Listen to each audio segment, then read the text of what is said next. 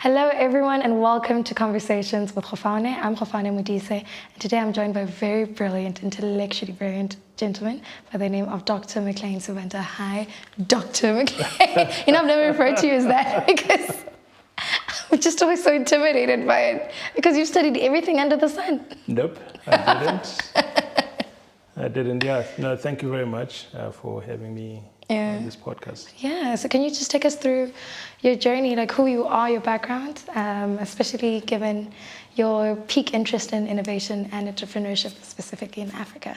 Yeah, so I grew up I was born in Zimbabwe, moved to South Africa to study at WITS, sponsored by De Beers. I didn't know that. Yes, I was sponsored by De Beers. Wow. So they gave me a chance. And at the end, this bursary where to work. So I worked for De Beers for about 7-8 years. Towards the tail end of that, I was actually studying law part-time. Sure. And then 2001, I then left and went to join Adams & Adams. So I then qualified as a patent attorney, and then from there, worked for Adams & Adams for a few years, and then joined the National System of Innovation with what was then called the Innovation Fund. And that was, in essence, the start of my journey in innovation.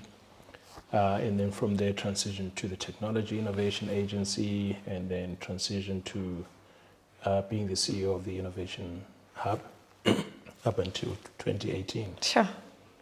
And then you also just, innovation and entrepreneurship, they somewhat seem hand in hand, but I fail to find the correlation between the two, to be honest. Well, so when people talk about innovation, quite often they confuse innovation with invention, because invention is coming up with a new idea. But innovation is when that idea is actually in the marketplace. And I mean, there's a definition that I think Clayton uses where it's a process how you then transform labor, information, capital, and information into goods and products of a higher value. And so the link between innovation and entrepreneurship is basically that you actually need an entrepreneur to take the idea into the market. So the entrepreneur is the one that sees the opportunity, but also identifies the risk and is able to navigate through that risk and take the idea through to the market. And so quite often many inventors are not innovators because they don't understand what is required to take the idea through to the market. And given that role of an entrepreneur, I'm wondering why is it that it seems as though, and I'm saying this very loosely, I don't have the stats, but African startups just end up as just startups. Well, I think there's different schools of thought. The one is you've got necessity kind of entrepreneurs, and then you've got opportunity-driven entrepreneurs. And what we're seeing a lot in the continent, and perhaps a lot in South Africa, is a lot of necessity-driven entrepreneurs. People can't get a job, and therefore they try to sell these or try to do that. And quite often it becomes quite difficult to scale because you can only scale if you're solving a big enough problem. So you have to be opportunity-driven, see the problem, and start to analyze: is there a sufficient market? Are there enough people that are actually facing this particular problem? People say is a gap in the market, but then you actually have to go in: is there actually a market in the gap? Oh yeah. And then that's when you'd find that the problem of funding comes in, right? But often funding is not the issue. So when I talk to entrepreneurs and someone says to me, I need funding, and I ask, what have you done? And they've done very little. Then I go back and ask, so what problem are you solving? And if they're not solving a problem, they're not clear in terms of what problem they're solving, the money will not help, because good ideas always get funded, somehow. But having said that, there's almost a gap. It's a very well-defined gap. Often you hear people talk about the valley of death. And in South Africa, it's a gap which is, anything between 50,000 and possibly 1 million rand, where people require funding to just prove the idea. I'm sure you've heard, the term minimum viable product. Yeah. And so one wants to produce something that you can then, either show to potential funders or sell a few and get market feedback. And that's a gap from a funding point of view. But if the entrepreneur starts off with, I need funding, I'm not going to get this idea forward without funding, quite often you're not really talking to an entrepreneur, because an entrepreneur will do something, they will sell something, or they'll produce a smaller version, of the product to be able to get it through, to the market. But, having said that, some of the ideas actually are good, brilliant ideas, but, and also, the challenge that we face, I think, in many ecosystems is that the people that run the funding agencies, particularly the government funding agencies, have never sold a thing. Sure. So they've never built a thing. So quite often there is a lack of understanding in terms of what really it takes to, for someone to be able to get to, to that level or beyond. Yeah. That statement that you said, that in that gap is there a market. And I'm going to relate it to a book that I'm reading side by side by Nuts and Bolts, which is going to be majority of. I finally got to it. It was time. It's time. But also, it's a book you have to study. It's not just a browse through. It depends. It depends who you are, because coming from an entrepreneurial standpoint, it can be intimidating because it's quite thick. Yeah. But more than anything, it's a very practical book. And so because now I'm living it as an entrepreneur myself, it's almost like a form of literature that's like a textbook for me. So that's how I'm seeing it. And I'm sure for maybe someone who's an academic, it's more of, oh, okay, cool, case studies. This is great. This is interesting. So I'm reading it side by side with the prosperity paradox. The way you just gasped. And I saw so many, I'm still reading both simultaneously, but I don't know why I'm doing that to myself. But when you mentioned that, I'm reminded of a story in the prosperity paradox where a gentleman had built a well in his village. And months later, he finds that the well has been completely disseminated, no one's taking care of it. So the question is, I don't really know if it's a question or just the paradoxical part of it is that here's this well that's needed in this community, but then it's not taken care of. So the question is it the environment itself or the people that aren't in a position to help themselves progress? And I wonder if that's the same thing with us as entrepreneurs, or is it us as Africans? Or Africa itself? And I'm saying Africa, but I know it's different regions are different. Yeah. For me in Botswana versus maybe South Africa or West Africa, I've wondered if those environments cultivate an environment for an entrepreneur, or is it based on me as an individual? Loaded question, but you get it. So, I'm glad that you're actually reading the prosperity paradox, because the definition of innovation that I cited earlier comes from that.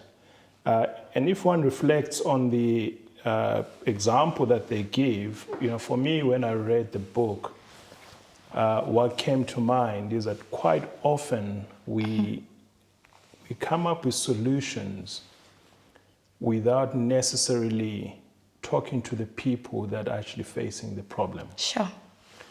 And so when you then have the solution and you want to implement it, you're almost seen as imposing the solution. So in that particular case, and there's actually a lot of thought that has gone into this by various people, that you actually need the scientists, but also the social scientists, because you need to understand the behavior of the people. So you need to actually, when developing a problem, engage with the people that are having the problem to actually understand, is this big enough a problem? How are they solving the problem currently? and then you need to then figure out whether your solution provides more pain for them to make the adjustment or less pain. Because if it provides more pain, they will not embrace it. And so many solutions are developed really without consulting, the end user, and they will come and say, "But here it is. We've done it for you." And many people do not want to be seen as being charity cases. Yeah. And so in that particular case, when you're rolling out a solution, you need to actually understand what is required to implement that solution, but also what is required to maintain it.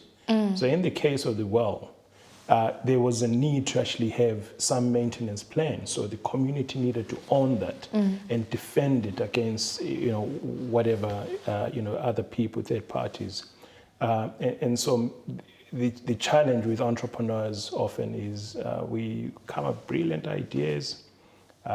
We think that we're solving the problem, but we've not spoken to the person with the problem.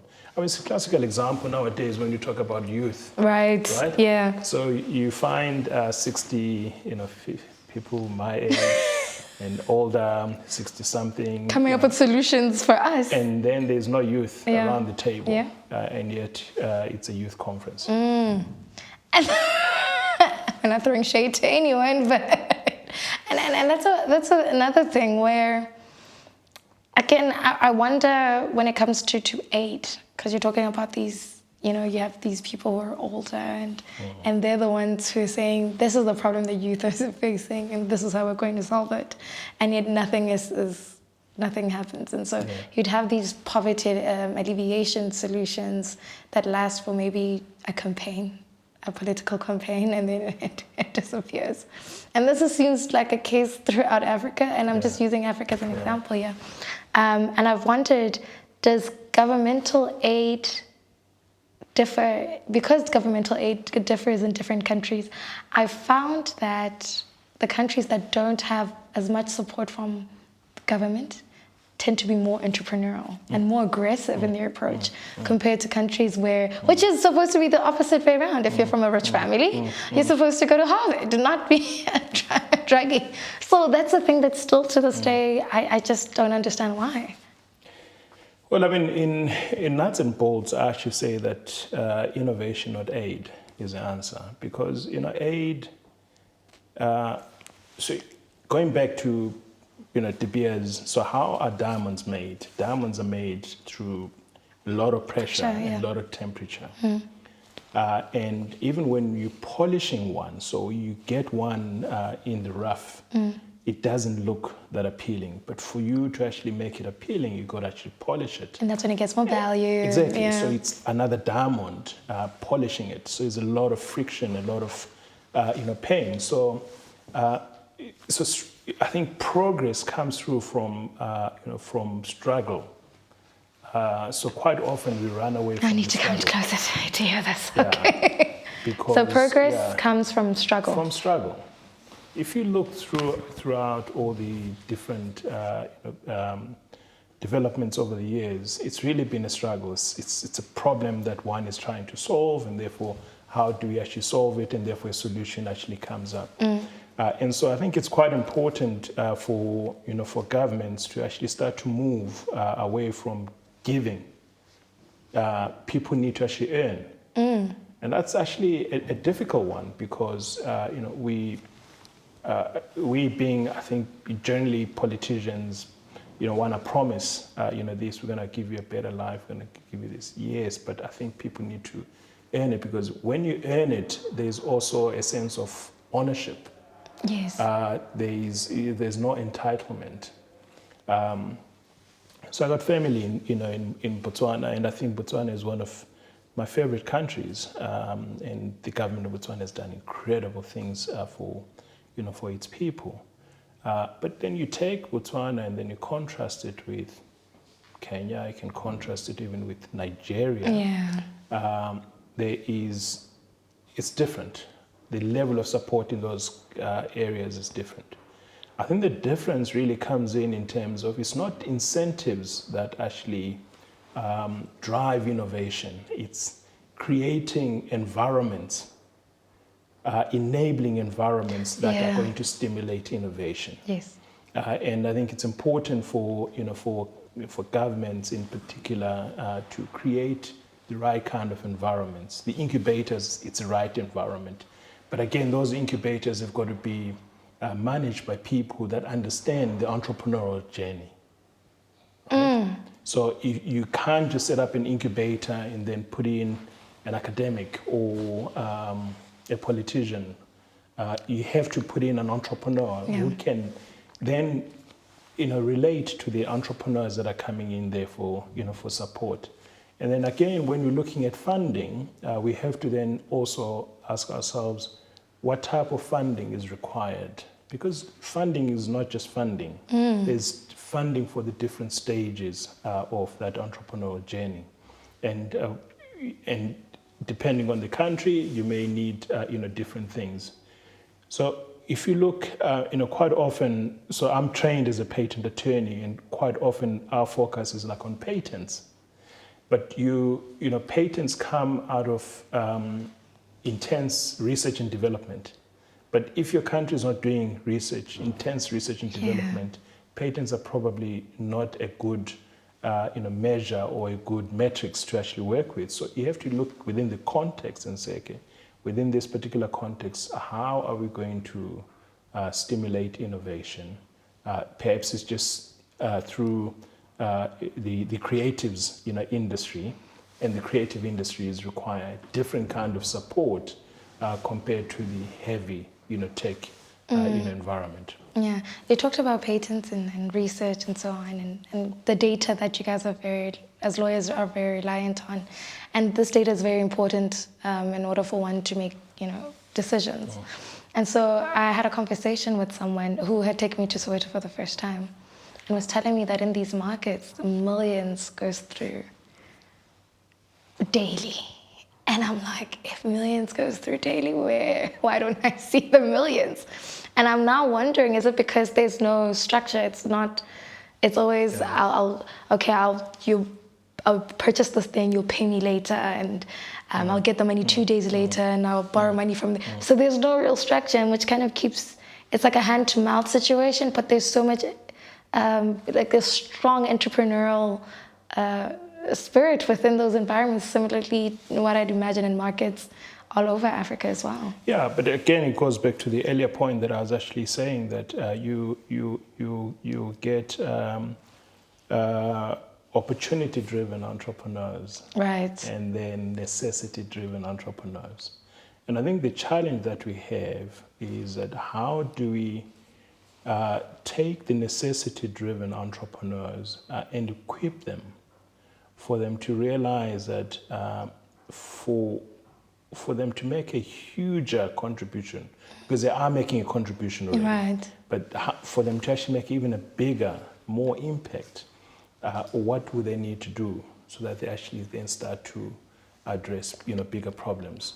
And part of it goes back to the education system, where I'm a firm believer that kids as early as primary school or even earlier should be taught to identify problems, but also start to come up with solutions.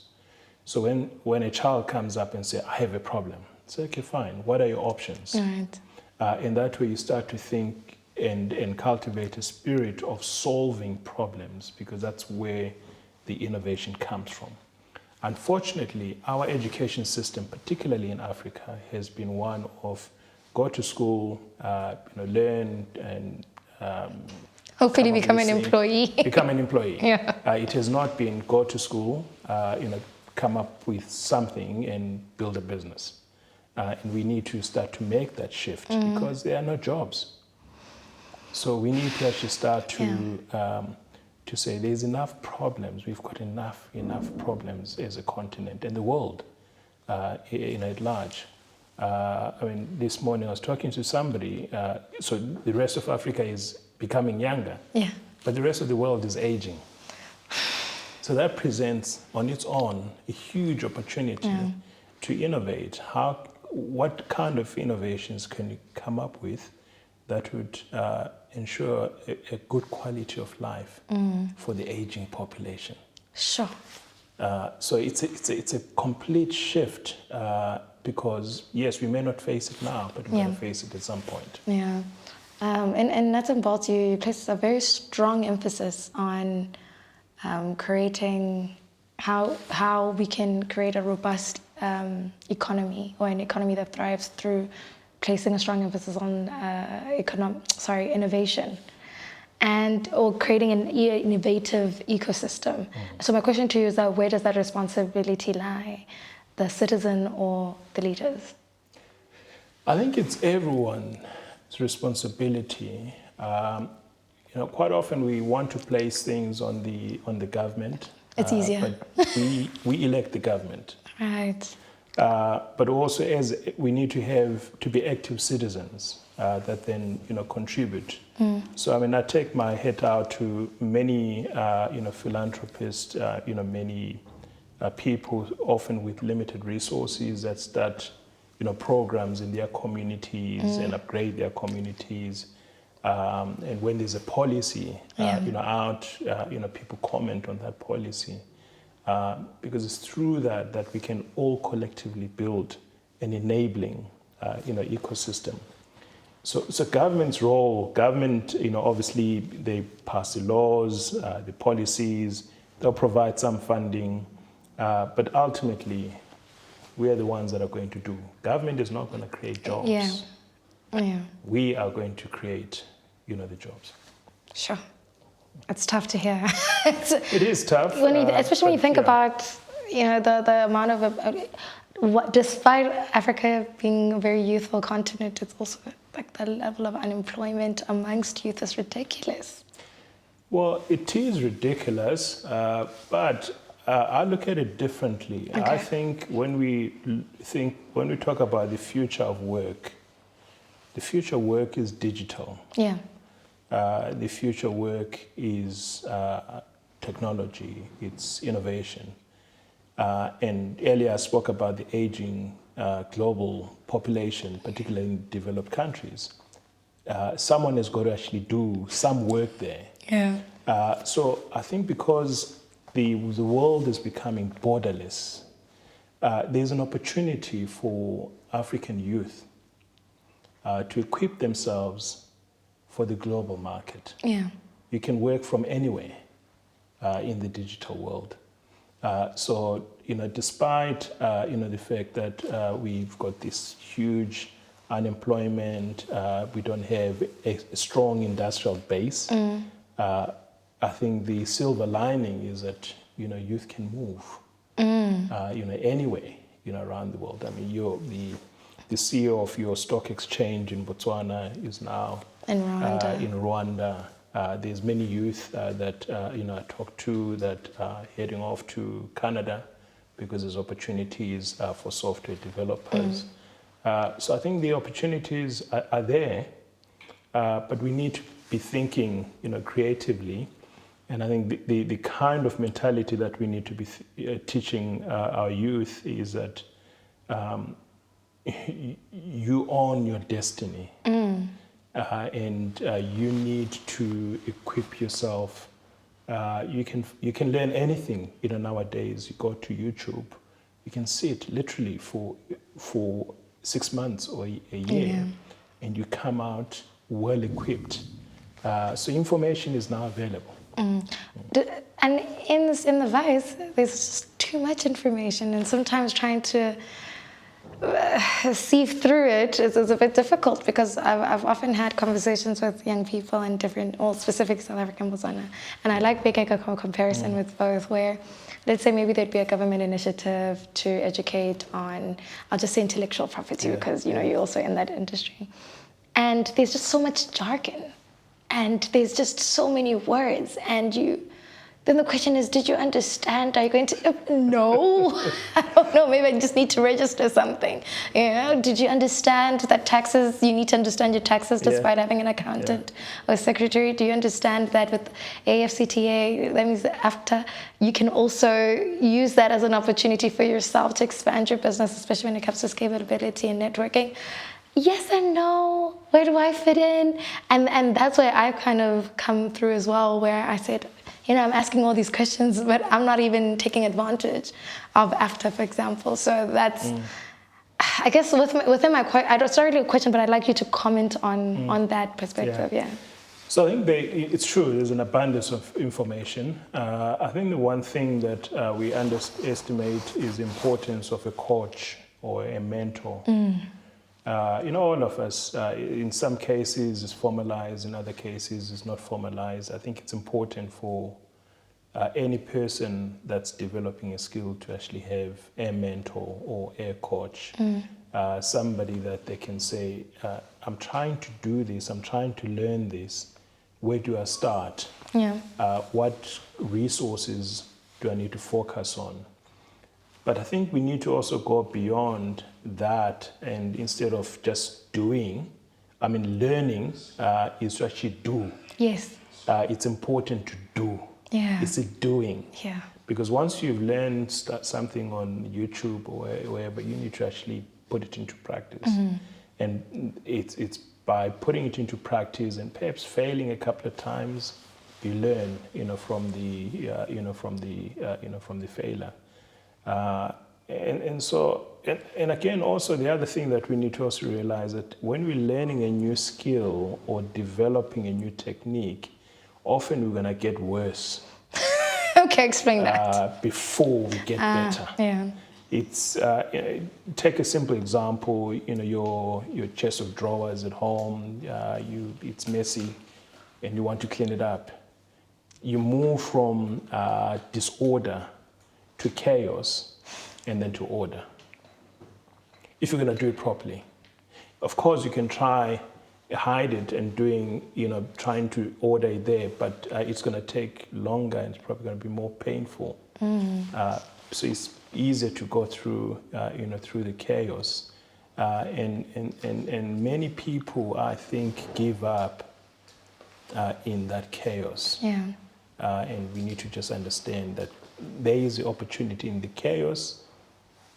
There is a silver lining. Yeah. So just like in the storm, in the middle of the storm, the storm has to stop, right? Right.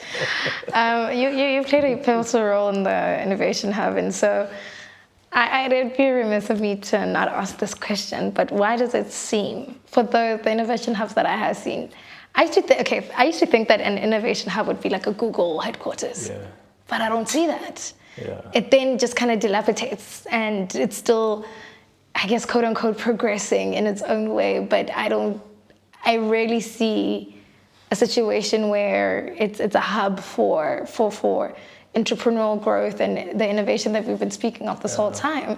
And now I'm going back to what you said, that oftentimes the people that have been appointed as leaders haven't done the practical work, and so they don't understand.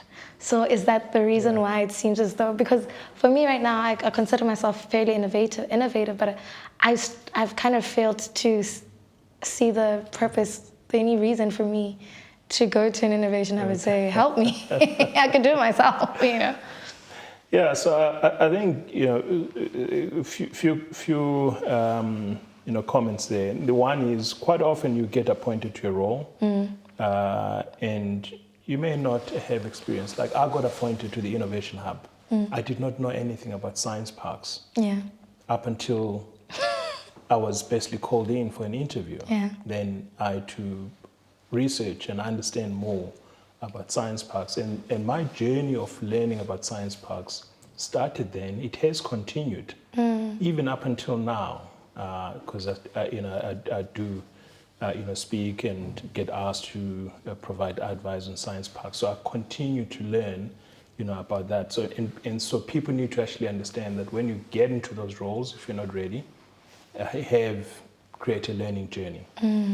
The other thing is really context, because we compare ourselves to a very well-developed country. True. So if you look at science parks is meant, their role is to contribute to the economic development of a region by aggregating high-tech businesses, with startups and universities, allowing for the flow of knowledge from the universities into businesses, also into the entrepreneurs, Yes. the establishment of startups. Now, in Africa, we have to be realistic. How many high-tech businesses are there that actually do research and development? So I spoke about patents. In order to generate patents, you need to do a lot of research and development. If you do a scan of South Africa, SASOL, features quite high.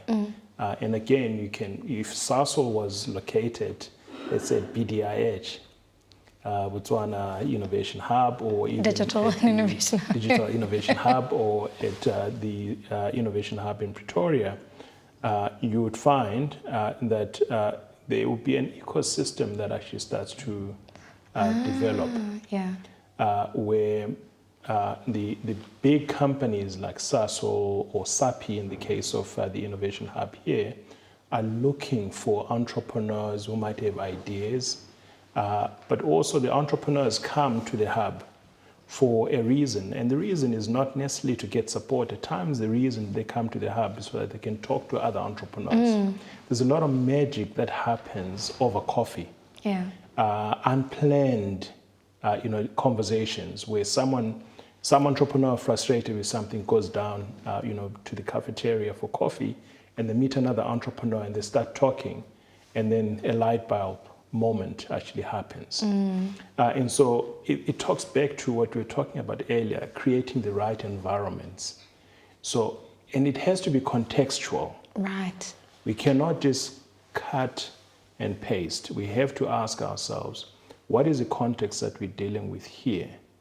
In some cases, you find that, for example, there is no R&D that gets done, but there's a lot of entrepreneurial spirit, and this is creatives, and these creatives could be, whether it's in the film industry, or it could be creatives in gaming, for example. You can create an ecosystem where actually innovation happens within that particular sector, and you start to grow it over time. And so the big call, which I think the African Union has also made to governments, is that they need to increase their expenditure on research and development to 1% of their GDP. If they do that, then you then get hopefully a South African or Botswana company that then starts to grow, scale, and gets located within a hub, and becomes an anchor to the hub. Right. Many of the hubs lack an anchor. You need an anchor tenant that would attract brilliant ideas to come in. Sure, that was brilliant. That should be your next book, The Anchor. And in closing, I have a lot of youthful listeners, particularly from sub-Saharan Africa. What advice would you, not really what advice, but what would you say to them in terms of their entrepreneurial journey? Because a lot of us do start, and we start with no clear end, just hope.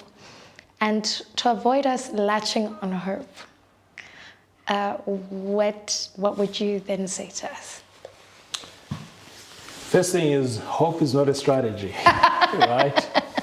So I think if we understand, I think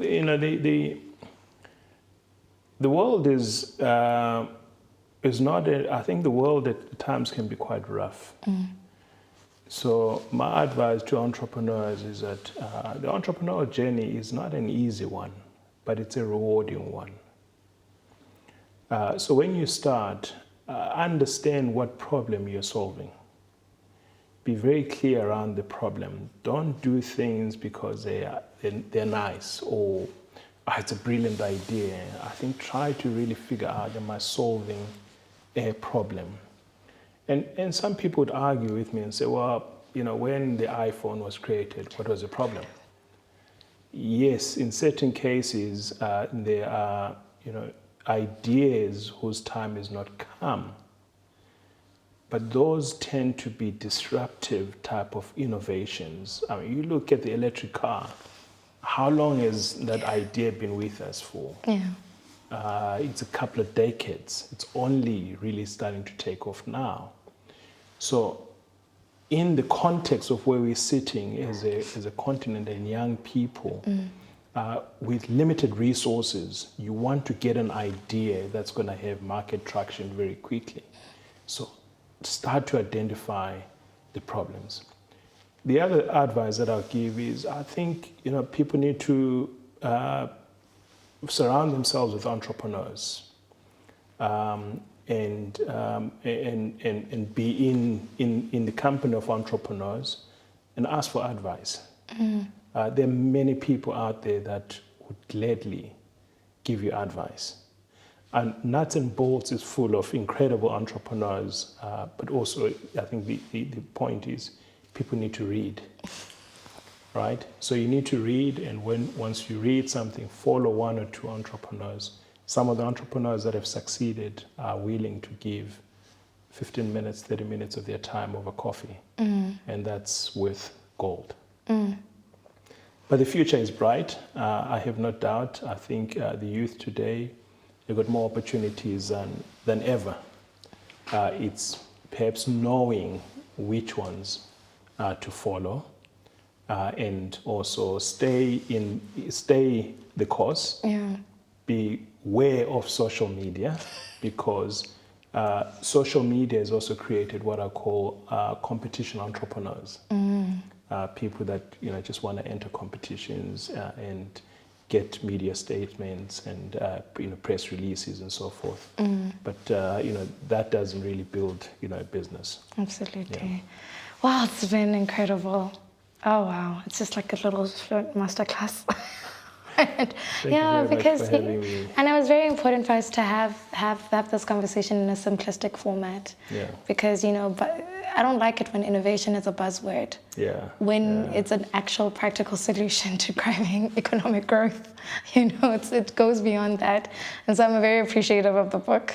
Yeah. I'm glad I'm finally at it now, and I think that. Awesome. But you see, I think the other thing about Nuts and Bolts is you can start anyway. That's the thing also, yes. So, for example, in your case, the biotech sector may not necessarily be of relevance now. Yeah. But, there's great chapters by Pauline Colville towards the end. There's a great chapter by Nhlanhla Msomi that provides incredible, advice. There's a great chapter by Terence.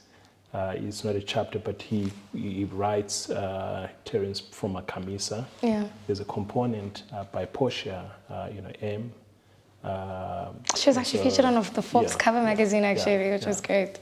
So I was actually very fortunate to actually get incredible entrepreneurs that I've seen grow, contribute to the book. Yeah, you've done incredibly. Looking forward to the next one. I might read it in 5 to 10 years when I'm ready. Because at first I really was intimidated by it, because I was just like, I have a small little agency, but with time and growth, things always align. You must go into footprints. I can't wait. But yeah, this one and the Prosperity Paradox, reading them side by side has been such an.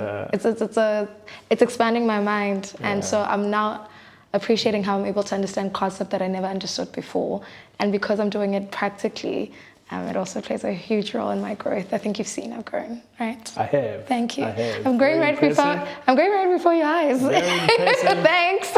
As you've picked up, I was in Uganda, and the work that you do is very impactful. Thank you so much. So you need to keep it up. I appreciate it. Thank you so much for joining us, and thank you for listening in the conversation. If you enjoyed it, please leave a comment, and don't forget to like and subscribe. See you next time.